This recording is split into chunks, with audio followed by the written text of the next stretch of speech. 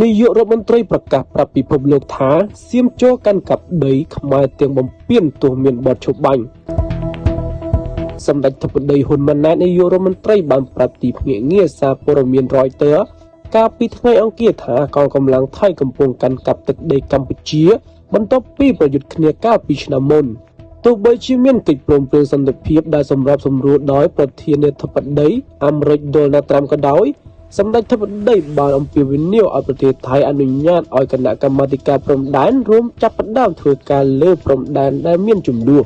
សម្ដេចធិបតីហ៊ុនម៉ាណែតបានធ្វើដំណើរមកទីក្រុងវ៉ាស៊ីនតោនដើម្បីចូលរួមកិច្ចប្រជុំក្រុមប្រឹក្សាសន្តិភាពរបស់លោកត្រាំនៅសប្តាហ៍នេះហើយបាននិយាយថាសម្ដេចនាយករដ្ឋមន្ត្រីសង្ឃឹមថាស្ថាបនាថ្មីនេះអាចដើរតួនាទីក្នុងការបន្ធូរបន្ថយស្ថានភាពនៅតាមព្រំដែនដែលលោកបានពិពណ៌នាថាភ័យស្រួយ